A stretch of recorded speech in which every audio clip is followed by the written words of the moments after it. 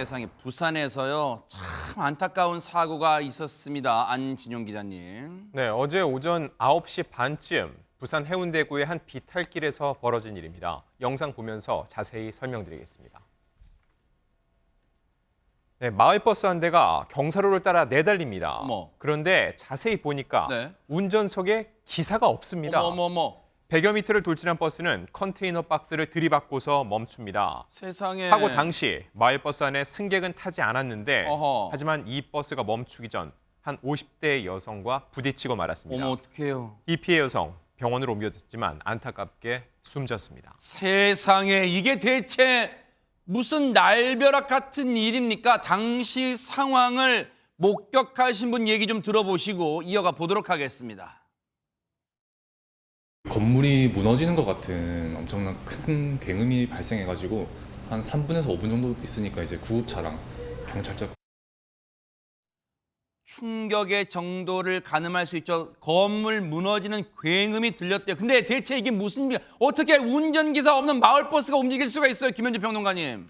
그러게 말입니다. 정말 어이없는 사고인데요. 어제 오전 정확히 9시 29분경이었습니다. 30대 마을버스 기사가 차량을 정차시키고 나서 화장실을 가게 됩니다.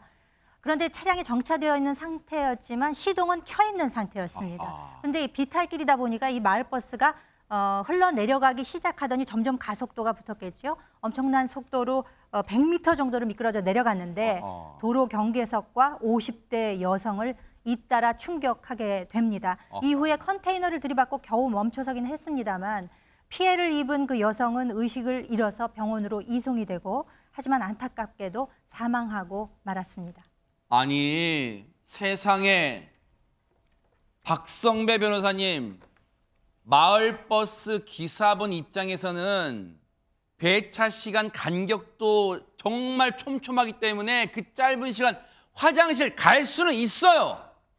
생리현상이니까 화장실 갈 수 있죠. 그런데 가려면 브레이크 밟은 그게 아니라 시동을 끄고 그러고 가야 되는 거 아니에요?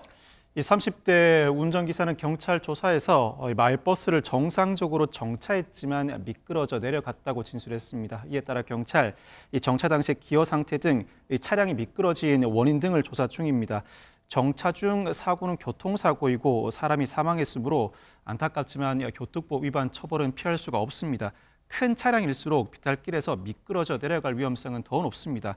시동을 꺼야 함은 당연한 전제이고 평지에 주차해야 하는데 부득이 비탈길에 주차할 경우에는 사이드 브레이크를 채우고 기어를 피해 두어야 할 뿐만 아니라 핸들을 돌려놓고 바퀴 뒤에는 고인목을 설치해 두어야 합니다. 그렇지 않으면 언제든지 미끄러져 내려갈 위험이 상존합니다.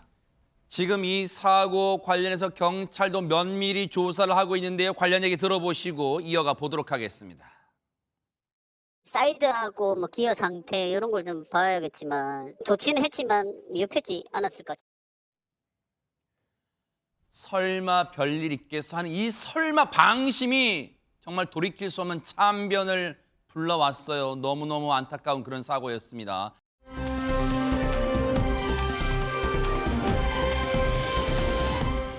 자, 그런가 하면요.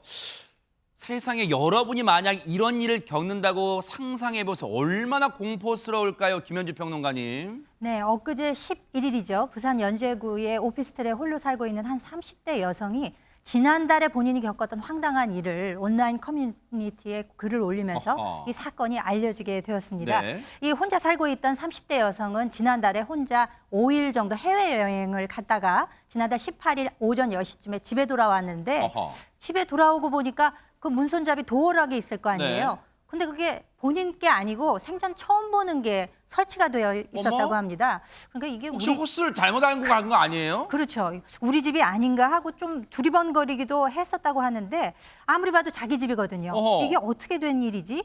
현관 앞에 있어야 될 택배도 사라지고 없었다고 합니다. 어머, 아니 보통 이제 저게 우리 잠금 장치 띠띠 누르는 거 있잖아요. 그 도어락이 잘못돼 있으면 생전 못 보던 게 있으면 잠깐 한 두 걸음 물러나서 호수를 보잖아요. 잘못 내가 한층 더 올라왔나? 또 덜 올라왔나? 하고 몇 톤인지 보잖아요. 박성배 변호사님 정말 자기 집 호수 잘못 본 거 아니었어요? 자기 집이 맞습니다. 이 30대 여성은 이 오피스텔에 혼자 살고 있었습니다.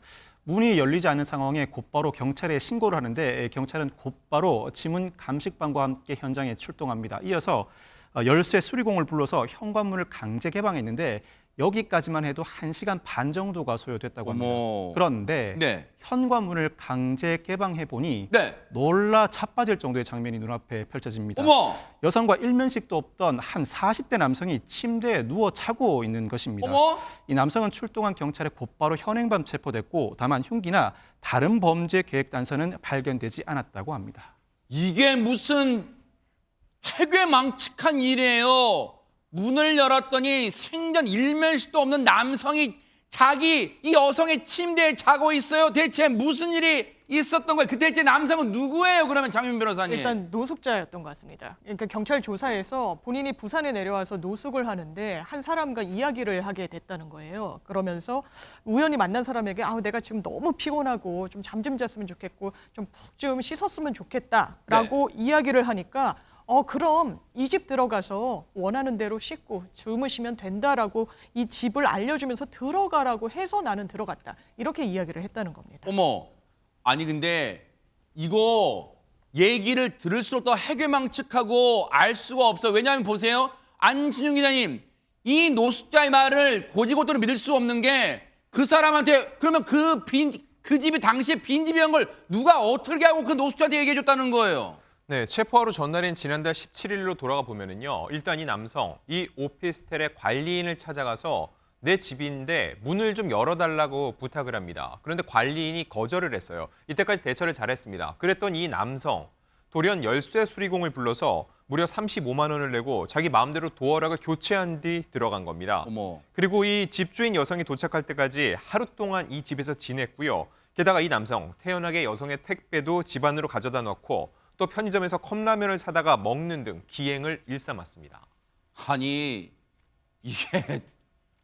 아니 근데 이게 정말 웃기잖아요. 노숙자 신분인데 열쇠 수리공이라는 사람을 불러서 그 도어락을 교체했는데 35만 원을 줬다는 거예요. 노숙자가 35만 원이 수준에 있어요 또. 그런데 웃기잖아요. 이거 또 웃긴 게 있잖아요. 그 열쇠 수리공은 그 말만 고지고대로 믿고 그걸 바꿔줘요? 교체를 해줘요? 그런데 김현주 평론가님, 이 모든 말들이 앞뒤 진술이 다 사실이라 하더라도 여성분 입장에서는 며칠 사이에 자신의 집이 공포의 대상이 돼버렸어요. 그렇죠. 그 집 생각만 하거나 혹은 거기에 있는 것 자체가 얼마나 무섭고 힘겹고 그랬겠습니까? 그러니까요. 그러니까 소위 얘기해서 덧정이 없다 그럴까요? 어머. 빨리 어디 다른 곳으로 옮기고 싶으셨을 것 같습니다. 그러니까요. 바로 집을 내놓고 보증금도 돌려받기 전에 지난달 30일에 이미 다른 곳으로 이사를 마쳤다고 합니다. 아하. 하지만 거기서 끝난 게 아니에요. 네. 이분이 굉장히 지금 심리적으로도 불안한 상태고 여러 가지 신체 증상도 나타나고 있어서 수면 장애의 탈모에 알러지 증상에까지 시달리고 있고 심지어는 정신과 치료까지 받고 있다고 합니다. 그래서 또 얘기를 들어보니까 누군가 이 집으로 들어갔다고 했다는데 과연 그게 누구인지 네. 지금 이 범죄 동기가 무엇인지 범인이 명확한 진술도 안 하고 있는 데다가 검찰 수사에 협조도 안 하고 있어서 매우 답답함을 호소하고 있다고 합니다. 지금 이 사진이요. 이 사연을 제보하신 분이 올려준 사진인데 저게 뭐냐면 도어락을 뜯어낸 거예요. 현관에 문에 도어락을 뜯어내고 해체한 뒤에 찍은 사진이 너무 황당하잖아요. 지금 저기에 자기가 해외여행 가기 전에 있던 자기가 원래 했던 도어락이 다른 걸로 바뀌어 있어서 둔갑해 있어서 경찰과 열쇠 수리공 분을 불러서 뜯어내고 들어갔더니 여성분 침대에 웬 남성, 일면식도 없는 남성이 자고 있었는데 이런저런 말을 쏟아낸 거예요. 그런데 애초 궁금증으로 돌아가서요, 박성배 변호사님, 이 노숙자의 말이 사실이라면 잘 데가 없다고 하소연하니까 그럼 거기를 가봐. 거기가 빈집일 거야 라고 알려줬다는데 그럼 대체 그 알려준 사람 대체 누구예요? 이 집이 비어있음을 알려준 제3의 인물이 관심의 초점이 될 텐데 경찰이 수사를 진행 중입니다. 그렇지만 경찰에 따르면 이 제3의 인물에 대해서는 확인을 해봤지만 현재까지는 확인된 인물이 없다고 합니다. 오히려 자신의 범행을 변명하기 위한 진술일 가능성도 있다는 입장입니다. 수사는 계속될 예정입니다만 적어도 이 남성은 도어락까지 교체해가면서 빈집에 들어갔습니다. 그렇다면 빈집임을 확신했다는 의미인데 제3의 인물이 알려주었거나 그렇지 않았다고 하더라도 집안에 사람이 있는지 여러모로 확인해보고 범행을 저지른 것은 분명한 사실입니다. 그렇다면 지금 남의 집에 버젓이 침대까지 누워 잠을 자고 있던 저 남성 지금은 어떻게 되고 있어요? 장유미 변호사님. 구속됐습니다. 아하. 뭐 당연하다고 볼 수도 있는데요. 일단 경찰은 구속 이후에 검찰로 송치를 했는데 이 남성 받고 있는 혐의 두 가지입니다. 하나는 재물 손괴. 왜냐하면 남의 집 멀쩡한 도어락을 뜯고서 교체한 뒤에 집으로 들어갔잖아요. 그리고 또 하나는 주거 침입인데 이건 타인의 주거의 안정을 상당히 훼손한 그런 행위로 평가받을 수밖에 없기 때문에 지금 두 가지 혐의로 구속된 상황입니다. 그런데 이 대목에서의 또 하나 궁금증이 있어요. 이건 정말 짚고 넘어가야 될 것 같아요. 그러면 애초에 이 노수자라는 사람이 열쇠 수리공을 불러서 자기 집인 양 나 비밀번호 까먹었다. 이거 좀 열어달라고 해서 그 열쇠 수리공이 열어졌다는데 그러면 그 열쇠 수리공은 아무런 처벌도 안 받는 거예요, 박성배 변호사님? 엄격히 말하면 열쇠 수리공은 형사처벌 받을 가능성은 낮습니다. 이 여성은 무엇보다 이 점에 상당히 분노하고 있습니다. 여성에 따르면 열쇠 수리공에게 연락해봤지만 열쇠 수리공은 당연히 그 집 사람인 줄 알았다. 법대로 하라는 입장을 취하고 있다고 합니다. 제작진이 경찰에 직접 문의해봐도 경찰도 열쇠 수리공은 형사처벌이 어렵다는 답변을 하고 있습니다. 그 이유는 재물 손괴, 주거 침입 모두 고의범입니다. 열쇠 수리공에게 과실은 존재할지언정 고의까지 입증해내기는 쉽지 않습니다. 그렇다면 여성으로서는 열쇠 수리공을 상대로 과실을 전제로 한 민사상 손해배상은 구할 수 있지만 여성은 보상받을 생각이 없다고 합니다. 40대 남성과 열쇠공이 타당한 처벌을 받기를 원하고 있습니다. 자, 뭔가요? 냄새가 나요. 보세요. 이 남성이 노숙자잖아요. 그런데 열쇠 수리공을 불러서 3만 5천 원도 아니고 35만 원의 거금을 상식적으로 노숙자가 35만 원 수중에 있어요? 그렇다면 혹시라도 그냥 드는 생각입니다. 합리적 추정이에요. 누군가 이 여성을 오랫동안 스토킹 해왔거나 해서 이 여성이 해외여행 간 걸 알고 이 여성 집이 빈집일 거라고 알고 이 남성에게 정말 말해줬을 수도 있잖아요. 그러면서 뭔가 수고비 대가성으로 거액을 줬을 수도 있잖아요. 반드시 이 노수자라는 사람 면밀하게 조사해서 다른 사람도 연관돼 있는지 밝혀내 주길 바랍니다. 그래야지 이 피해 여성 그나마 불안감을 덜 수 있지 않을까 그런 생각을 해봅니다. 눈 부릅뜨고 지켜보도록 하겠습니다.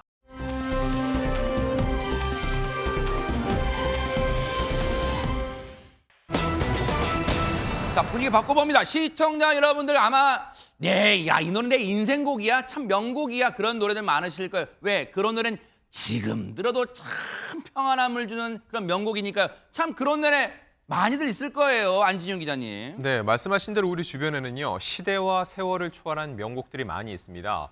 어떤 곡들은 후배들에 의해서 리메이크 되기도 하고요. 네. 원곡 가수가 시간이 흐른 후 다시 부른 적도 있습니다. 그리고 많은 사례는 아니지만 부모 가수가 부른 노래를 그 자녀 가수가 다시 부르는 경우도 있거든요. 이렇게 듣고 보면은 네. 가수들은 나이 먹어가지만 명곡들은 늙어가는 게 아니라 이어간다는 느낌을 받는데 멋진데요. 네, 오늘 소개해드릴 세 가수 이렇게 네. 명곡과 함께 익어가는 가수들입니다. 어머. 첫 번째 소개해드릴 가수는요. 10월만 되면 생각나는 그 노래 잊혀진 계절 어느덧 야. 이 노래 발표한 지 40주년을 맞은 이용 씨고요. 대박 사건. 그리고 다음 소개해드릴 가수는 배우 탕웨이를 눈물 짓게 만든 안개의 원곡자 바로 정훈이 씨입니다. 어허. 그리고 마지막 가수는 아들과 함께 멋진 인생을 보내고 있는 가수 누굴까요? 남희 씨입니다. 우와! 이야, 세 분 다 쟁쟁합니다. 근데 벌써부터 이 명곡들의 숨겨진 사연도 궁금한데 야, 제목은 잊혀진 계절이지만 정말로 잊혀지지 않는 이 남자죠. 이용 씨 관련 영상 좀 보시고 이어가 보도록 하겠습니다. 지금도 기억하고 있어요. 10월의 마지막 밤을 끝모를 이야기만 남긴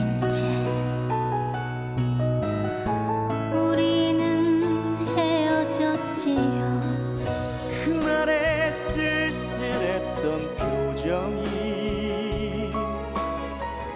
그대의 진실인가요? 한마디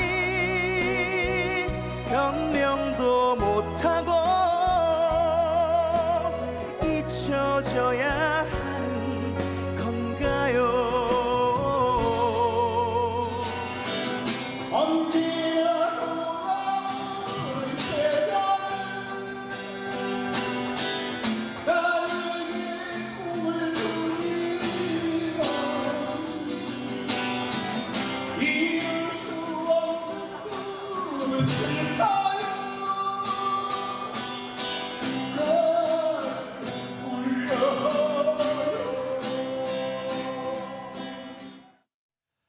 가사 중에 나오는 지금도 기억하고 있어요. 10월의 마지막 밤을. 이것 때문에 오늘이 12월 13일이잖아요. 나 이 노래 너무 듣고 싶어요. 안 돼. 내년 10월 30일까지 참아. 이러지는 않잖아요, 사람들이. 왜? 정말로 듣고 싶은 노래는 정말 지금 들어야 되니까. 근데 박성배 변호사님, 이 노래에 참 사연도 사연이지만 많은 기록도 담겨 있다면서요. 이용 씨는 스스로 나는 10월 가수다. 10월에는 어머니 생신도 있고 독도의 날도 있고 10월의 마지막 밤도 있다라고 표현합니다.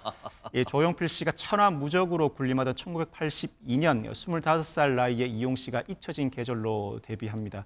이 서두 도입 부분만 들어도 많은 이들의 이목을 끌면서 큰 화제를 모았었는데 이 노래는 지금도 매년 10월 31일이면 라디오 프로 선곡표를 점령하고 있고 네. 숱하게 많은 후배 가수들이 리메이크하고 있습니다. 야, 언제나 10월 31일이면 프로 선곡 라디오 프로그램을 거의 도배하는 거. 왜냐면 진짜 주파수 돌릴 때마다 진짜 나오는가 거의 돌리는 노래. 여기 주파수에다 돌리면 여기 나오고 있어요. 그런데 그냥 이러되 무슨 기록이 많다 보면 뭐 기네스북에 등재되고 뭐 그런 거 아니에요, 김현주 평론가님? 기네스북에 등재가 됐습니다. 어머, 진짜예요? 그러니까 하루 단일곡 방송 최다 횟수를 기록한 거죠. 이게 기록이 2007년 10월 31일에 어머. 무려 137회가 방송이 됐다고 합니다. 뭐 하루 라디오, 동안에. TV 통틀어서 아마 그런가 봐요. 대박 사건. 그래서 오죽하면 그 장민호 씨가 네. 아니 24시간으로 따지면 그럼 137번이 나왔다 그러면 도대체 얼마나 나온 거야라고 해서 제가 또 빨리 계산을 해봤습니다. 네네. 그랬더니 시간당 5.7회. 어머. 그러면 거의 10분에 한 번씩 방송이 나왔다는 얘기가 사건이네요. 되겠죠. 네. 그러니까 한술 더 떠서 이용 씨는 무슨 얘기를 했는가 하면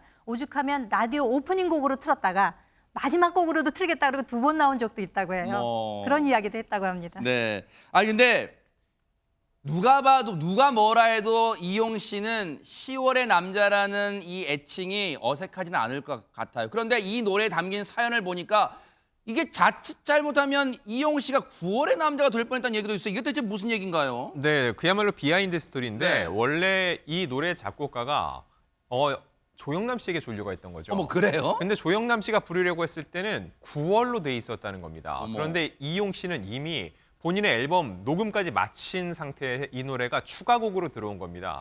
그런데 항상 그렇지만 노래가 그 해당 시기가 좀 맞아야지 많은 사람들의 사랑을 받잖아요. 네. 9월 조영남 씨에서 이용 씨로 넘어오는 동안 1개월의 시간이 흐른 겁니다. 어. 그래서 가사를 10월로 바꿨고 실제로 이렇게 인기를 끌었는데 네.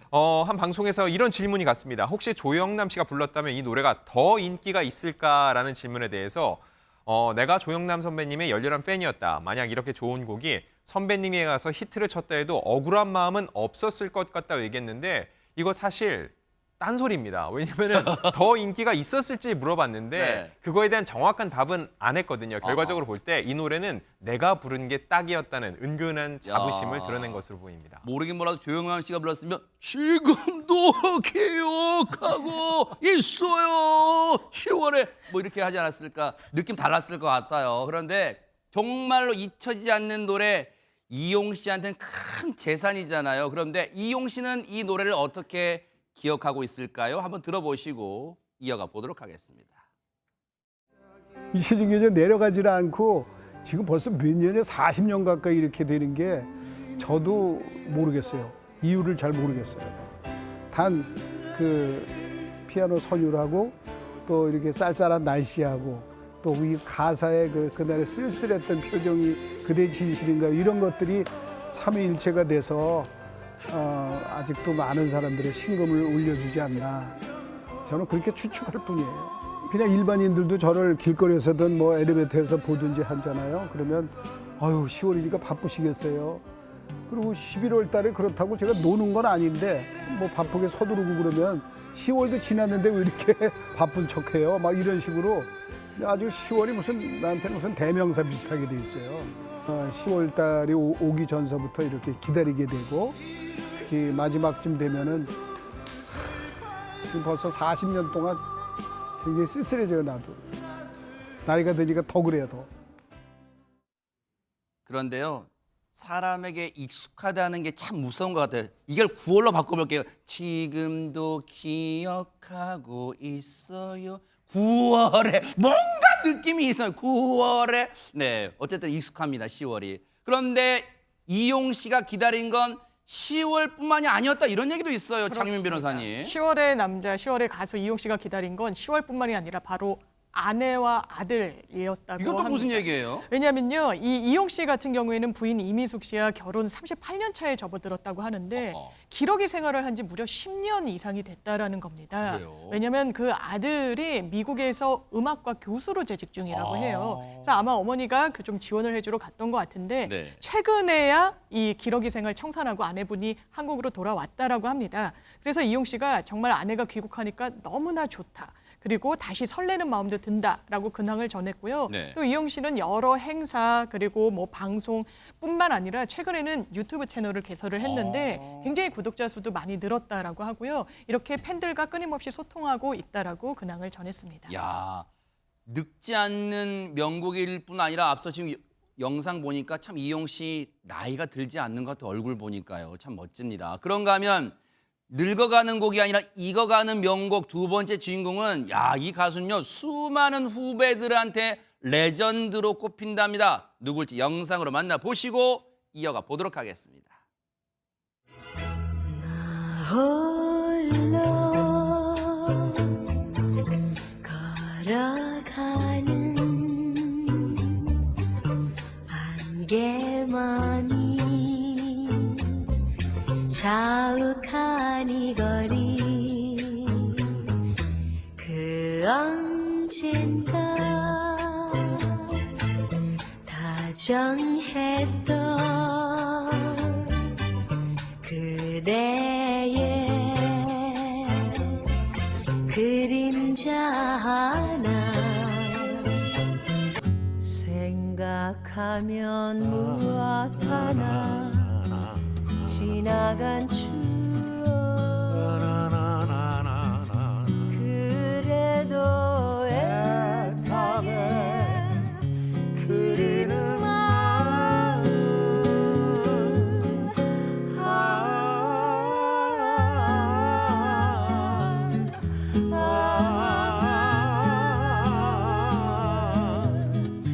그 사람은 어디에 갔을까.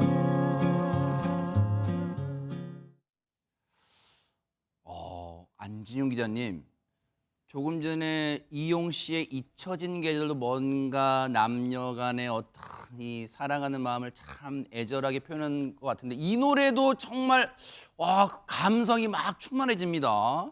자, 이 노래 그 박찬욱 감독이 지난 5월 칸국제영화제에서 감독상을 받았던 그 영화 헤어질 결심의 메인 테마곡으로 쓰였습니다. 아, 그래서 영화 장면 나온 거군요. 네, 그렇습니다. 지난 1967년에 발표된 곡임에도 불구하고 영화가 인기를 얻으면서 이 노래까지 해외 글로벌 스트리밍 업체에서 인기를 끌기도 했는데 또 하나 재미있는 건 이 탕웨이가 이 영화로 최근 청룡영화상 여우주연상을 받았거든요. 이때 이 시상식에서 정훈이 씨의 라이브 음악을 들으면서 눈물을 흘리기도 했습니다. 갑작스러운 이 눈물에 많은 사람들이 궁금해했는데 탕웨이 씨가 직접 그 이유를 밝혔어요. 본인이 이 영화를 촬영하는 내내 이 노래를 들었고 그때 감성을 고스란히 간직하고 있었다는 거죠. 그래서 지금도 이 노래를 즐겨 듣는데 정훈이 씨, 원곡자가 직접 나와서 라이브로 들려줄 줄 몰랐는데 막상 그 노래를 들으니까 감정이 북받쳐 올라서 눈물을 흘렸던 겁니다. 근데 아까 영화 헤어질 결심에 삽입된 노래를 들어보니까 정훈이 씨 목소리만 나오는 게 아니라 남성분 목소리도 같이 나오던데요, 김현주 평론가님. 누구예요? 남성분이 나옵니다. 어허. 네, 송창식 씨가 바로 그 주인공입니다. 그래요.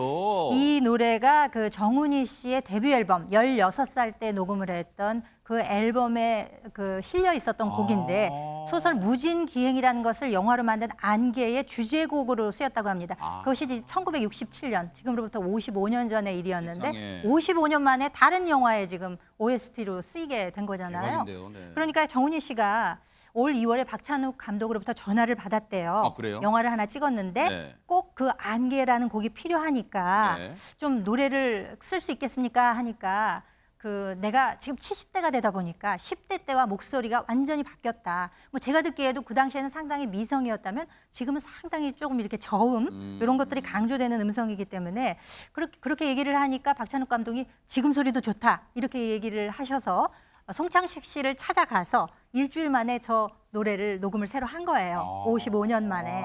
근데 옛날 노래만 나올까 아니면 지금 노래도 나올까 했는데 두 노래가 다 그 영화에 쓰였기 때문에 굉장히 쑥스럽기도 했다고 어허. 정훈이 씨는 소회를 밝히기도 했습니다. 이 얘기를 들으니까 진짜 앞서 안진용 기자님 말씀하신 게 딱 진짜 느껴져요.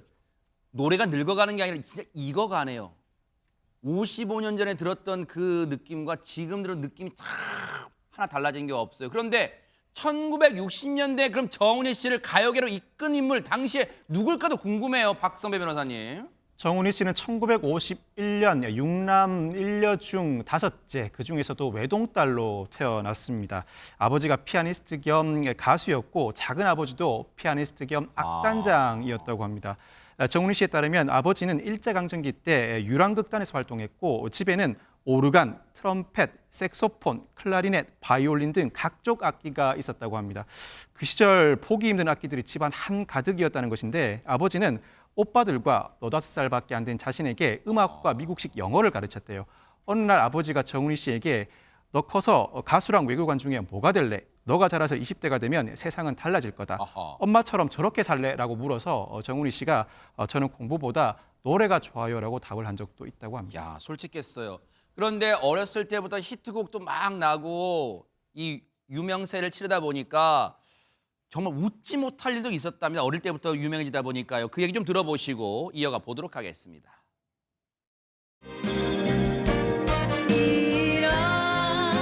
이렇게 좋은 날에 그님이 오신다면 얼마나 좋을까. 저는 그때 17살부터 아주 내놓고 배박을 했어요. 17살부터? 한 달이면 집에서 자는 날은 한 5일? 일주일도 안 됐을 것 같아요.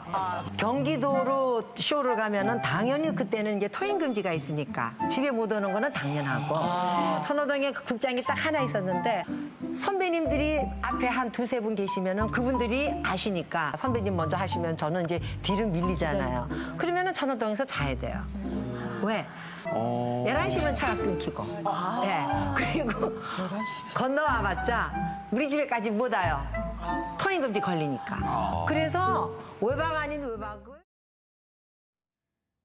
이 사연을 통해서 당시의 시대상도 엿볼 수가 있었네요.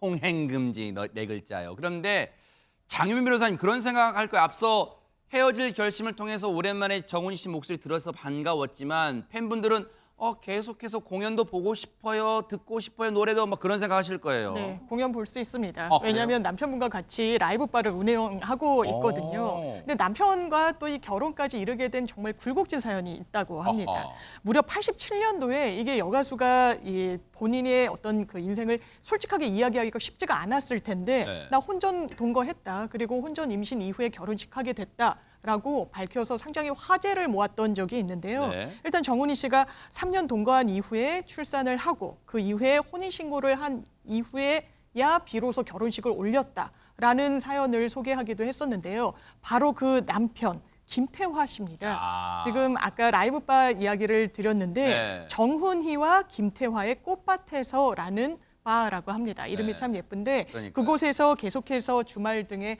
이 공연을 이어가고 있다라고 하고요. 그리고 정훈이 씨는 남편 김태하 씨가 너무 노래를 잘해서 내가 이 사람이랑 평생 사랑하면서 함께 살면 내가 늙어 죽을 때까지 함께 노래할 수 있겠다. 아하. 그래서 또 결혼을 결심하게 됐다라고 밝혔습니다. 멋지네요. 부부가 또 노래로 이렇게 또 마음까지 화합이 되는 모습 참 멋집니다. 자, 그런가 하면 야, 명곡은 언제 들어도 명곡 주인공 세 번째 먼저 노래부터 들어보시고 이어가 보도록 하겠습니다. 어떻게 하나 우리 만남은 빙글빙글 돌고 여울져가는 저 세월 속에 좋아하는 우리 사이 멀어질까 두려워 그러나 그 시절에 너를 또 만나서 살아날 수 있을까 영원한 친구 행복한 마음 즐거운 인생 세상에 안진용 기자님, 남희 씨네요 진짜. 지금 보는 동안 네. 헤어스타일 정말 놀랍지 않나요? 그러니까요. 그 시기에 어떻게 저런 머리를 했는지 네. 이렇게 트렌디한 패션 그리고 독보적인 음악으로 시대를 풍미한 그리고 시대를 앞서갔던 원조 섹시 디바 바로 남희 씨입니다. 이 남희 씨는 1979년 그룹 나미와 머스마들로 데뷔를 했거든요. 이후에 1980년대 최고의 인기를 구가했는데 네. 일단 아까 들으셨던 빙글빙글 이 노래가 담긴 앨범은 10만 장 이상 팔렸고요. 가요 톱10에서 5주 연속 1위를 차지하기도 했습니다. 이렇게 남희 씨는 다양한 헤어스타일 그리고 패션 스타일로 이거 직접 기획을 했습니다. 그래서 한국의 마돈나라 불리기도 했고 어깨가 큰 옷과 바가지 머리 또 독특한 토끼침 등을 유행시켰습니다. 혹시 이제 김현주 평론가님도 올해 이제 방송인으로서 남희 씨 접하시고 하셨을 텐데 남희 씨의 뭐 기억나는 거 추억 어떻게 이 가수 생활을 하는가 또 그런 기억나는 게 있으세요? 어떻습니까? 제가 시청자로서 남희 씨의 굉장한 팬이기도 했지만 저 개인적으로도 인연이 있습니다. 아, 그래요? 이웃에 살았기 때문에 어머. 저 남희 씨가 이제 늦둥이 아들을 낳으셨었거든요. 둘째. 어허. 그 둘째랑 저희 집 둘째랑 같은 유치원에 다녔습니다. 매일. 진짜. 그래서 아주 네. 같은 이웃으로 아주 사이좋게 지냈었는데요. 네. 실제로 뵈면은 그렇게 천상 여자 같은 분이 안 계실 정도로 오. 너무너무 조용하시고 한데 무대에만 올라가면 완전 돌변하잖아요. 아하. 그리고 뭐 춤 노래는 기본이지만 아까 얘기도 나왔지만 헤어스타일, 그렇죠. 의상, 야. 그리고 끼라고 하는 그 스타성 네. 뭐 이런 것으로 보면 정말 타고난 연예인이 아닌가 그렇게 이제 평가가 가능할 저 것이고요. 헤어스타일 보세요. 진짜 파격이에요. 진짜 파격적인 대박입니다, 진짜. 지금 봐도 어떻게 보면 굉장히 획기적이라고 할 수 그러니까요. 있는. 네. 6살 때부터 미팔군 그 무대에서 노래를 불렀다고. 그래요? 그러니까 아버지께서 레코드샵을 그 기지 근처에서 하셨기 때문에 어렸을 때부터 그렇게 어떻게 보면 음악에 그 접할 수 있는 그런 어머. 환경이 아니었나 싶어요.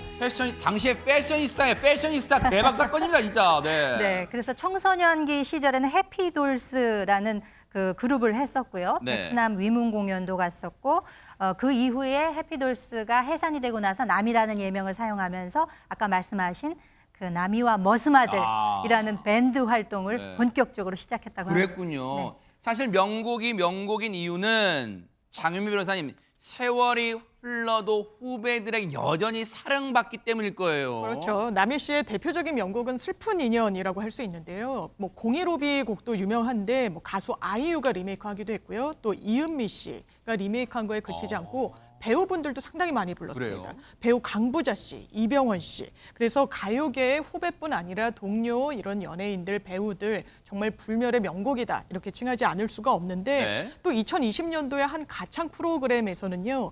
이명웅 씨와 정명규 씨가 함께 남희 씨의 이 슬픈 인연 무대를 꾸면서 상당히 또 화제를 모은 바가 있습니다. 진짜 이 슬픈 인연은 남녀 불문하고 노래방에서 많이 부르는 노래예요. 진짜 슬픈 인연은요. 그런데 이 노래, 이 장면도 보시면 무릎을 치면서 어머 눈이 휘둥그레지실 거예요. 영상 보시고 이어가 보도록 하겠습니다.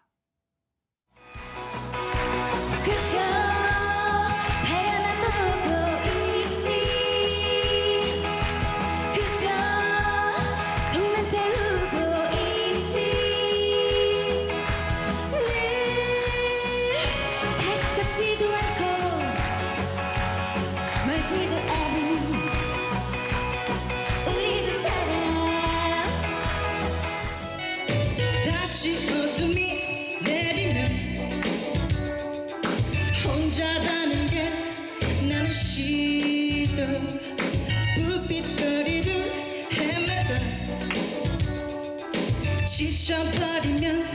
잠이 드네 그댄 그렇게 내게 남겨둔 인형처럼 쉽게 웃으며 떠나갔지만 나의 마음은 인디안 인형처럼 까만 외로움에 타버렸나 봐 Oh my baby 아, 추억이 새록새록 돋는 남자분들도 이 노래방에서 한번 막 불러봤던 기억이 있는데, 근데 최정철 씨가요, 박성배 변호사님, 남희 씨를 되게 팬으로서 좋아하나 봐요. 저분 어떤 인연이 있습니까? 사실 최정철 씨는 남희 씨의 아들입니다. 어머, 그래요? 남희 씨가 활동 당시 매니저였던 최봉호 씨와 결혼해서 슬하에 두 아들을 두었는데 어허. 그중 최정철 씨는 가수로 활동하고 있습니다. 아니, 그러면 김현주 변호사님, 저 최정철 씨가 혹시 아드님과 같이 유치원 다녔던? 아니에요. 그 동생. 동생. 죄송합니다. 아, 그렇군요. 네네. 최정철 씨가 작년 MBN 보이스킹에 출연한 적이 있는데 그 당시 최정철 씨 2002년에 데뷔해서 약 5년간 가수 활동을 했지만 제 이름보다는 누군가의 아들이라는 그늘에 가려져 있었다 하면서 그렇지만 어머니가 많은 자신감을 불어 넣어주셨다. 너는 할 수 있다. 진심을 다해 노래하면 저 둘째. 네네네. 죄송합니다. 진심을 다해 노래하면 된다고 해서 네. 용기를 가지고 다시 도전하게 됐다면서 노래를 불렀습니다. 그래요. 참 이게 세월이 흘러도요. 부부가 같이 부르는 모습도 멋지고 앞서 이 정훈이 씨, 김태화 씨. 그런데 아들과 같이 가수의 길을 걷는 남희 씨의 모습도 참 다정하고 오붓해 보이고 참 화목해 보입니다. 이 세 분 명곡은 시간이 흘러도 명곡은 늙어가는 게 아니라 익어간다는 우리 안진영 기자님 말씀처럼 앞으로도 팬분들에게 사랑받는 모습, 좋은 노래 들려주시길 기대해 보도록 하겠습니다. 정말 귀가 호강했습니다.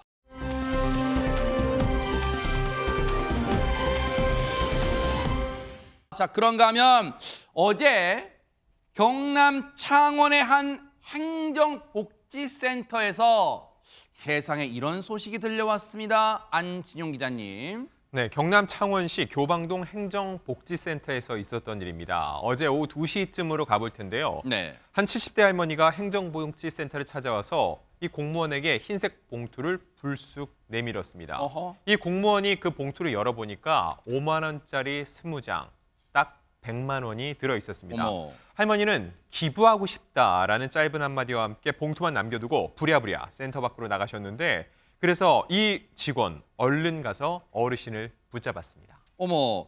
아니 근데 어르신이 그냥 봉투를 슬쩍 내밀었는데 거기에 세상에 놀랍게도 5만 원도 사실은 누군가를 도와달라고 누군가를 이 돕기 위해서 건네는 5만 원도 큰 돈인데 세상에 5만 원권 20장. 박성배 변호사님 정말 대단합니다. 억소리 납니다, 진짜. 그런데 할머니가 직원에게 전한 사연을 들어보면 더욱 감동적인 내용이 숨어 있습니다. 사실 할머니는 오랜 기간 별다른 직업 없이 이 기초연금과 국민연금으로 생계를 이어오셨습니다. 또 혼자 살고 계셨고요. 어머. 그런데 지난해 말 갑자기 그래도 나보다 더 어려운 이웃을 돕고 싶다는 마음이 들었다고 합니다. 어머. 그렇지만 형편이 넉넉치 않은 상태에서 기부할 돈 모으기 쉽지가 않죠. 그러겠죠. 그래서 할머니 고민을 거듭하다가 드디어 방법을 찾아냈다고 합니다. 아니 70대에 보세요. 뭐 기초연금, 국민연금으로 근근히 생활하기도 바쁘신데 남을 돕고자 하는 마음만 일단 갖는 것도 잡수신 것도 정말 대단하신데 그러려고 뭔가 아이디어를 생각해낸다? 이거 대단하신 것 같아요, 김현주 평론가님.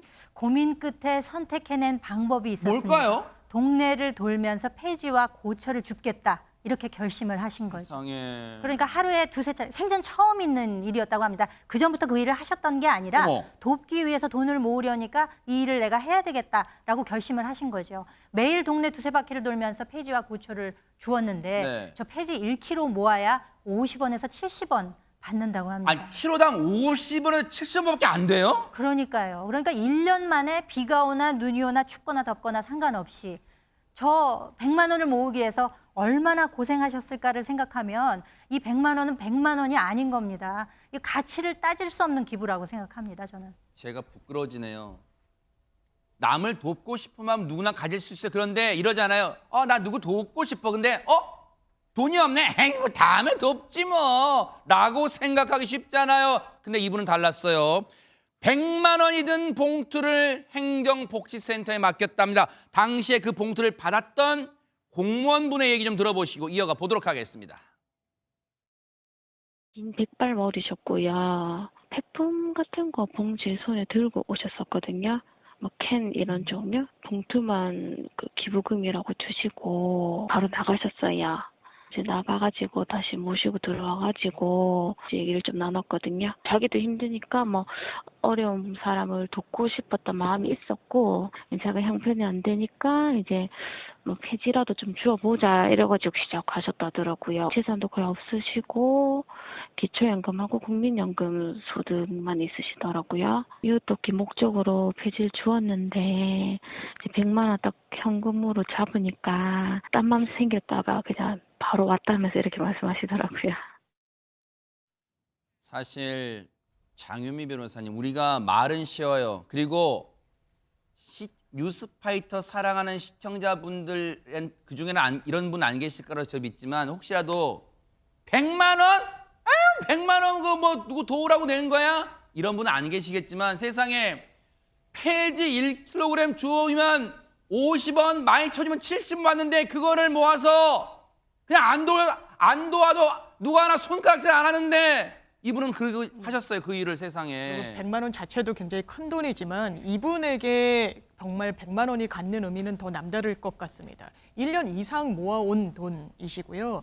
이게 1kg에 100원도 안 되는 돈을 수익으로 얻기 때문에 100만 원을 모으기 위해서는 정말 하루 종일 일을 했다라고 해도 과언이 아니는 상황일 겁니다. 그런데 그 돈을 나를 위해 온전히 써도 당연히 당연하다고 주변에서 이야기할 건데 나보다 더 어려운 이웃을 위해서 써달라. 그 연말에 그렇게 돈을 건네는 이 따뜻한 손과 마음, 우리가 모두 마음 깊이 새겨야 되지 않을까 이런 생각을 해봅니다. 안진용 기자님, 앞서 그 행정복지센터 직원분이 할머니 봉투 받고 막 뛰쳐나갔잖아요. 할머니, 할머니, 어르신 이름 좀 알려주세요 했을 거 아니에요. 이름 대체 좀 알려주세요. 이 할머니, 어려움을 겪는 이웃들이 겨울을 좀 더 따뜻하게 났으면 좋겠다라는 이 말 외에는 마지막까지 본인의 이름을 밝히진 않으셨습니다. 어머. 왜 견문생심이라고 하죠. 100만 원을 딱 현금으로 잡으니까 다른 마음이 생겨서 바로 왔다라고 말씀을 하셨는데 이 할머니의 말씀이 듣는 이의 심경을 울리고요.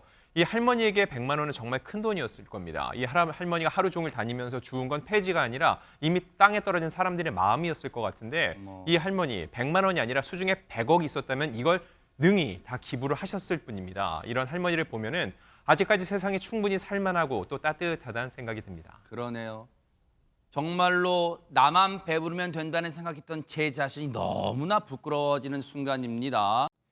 보고 계십니까? 대박 사건. 네, 안녕하십니까? 김명준입니다. 여러분과 함께하는 뉴스파이터.